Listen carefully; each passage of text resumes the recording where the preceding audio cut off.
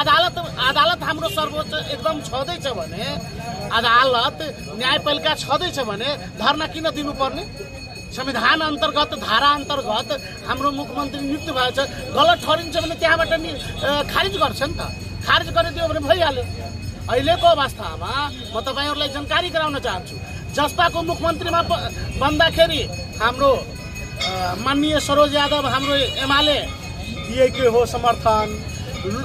लोसपाको के भन्छ जनमतको मुख्यमन्त्री बन्दाखेरि हाम्रो पार्टीले समर्थन दिएकै हो।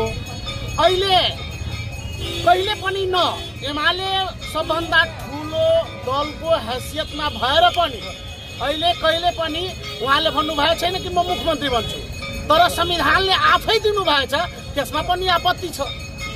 संविधान नमान्ने, राष्ट्रिय झण्डा फ्याल्दिने, कर्मचारीलाई कुटपिट गरिदिने, लुकेर मुख्यमन्त्री बन्ने त के लुकेर मुख्यमन्त्री बन्ने? खोइ लुकेर मुख्यमन्त्री बन्ने होटलमा के दियो त?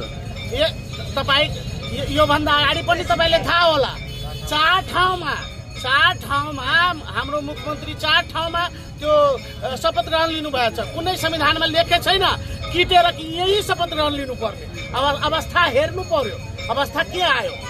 जुन आपतकालीन अवस्था आउँछ त्यस्तो आपतकालीन अवस्थामा त्यहाँ गएर द्वन्द फैलाइदिने।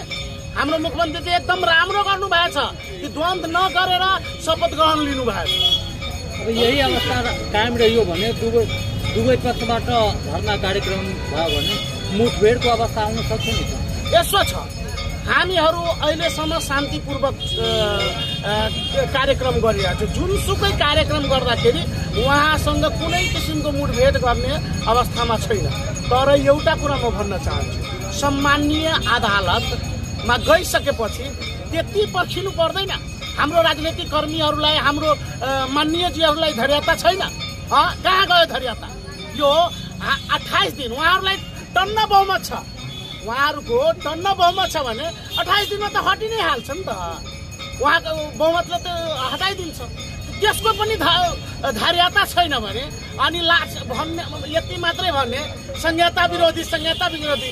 अहिलेसम्म हाम्रो कुन काम एकदम शान्तिपूर्वक जुनसुकै काम शान्तिपूर्वक भएछ? अहिलेसम्म कुन काम भएछ संहिता विरोधी भएछ? सबै काम संहिता अहिलेसम्म हामीहरू नै संहितालाई कायम गरेर राखेको, जुन शान्तिपूर्वक र एकदम सभ्य र भव्य कार्यक्रम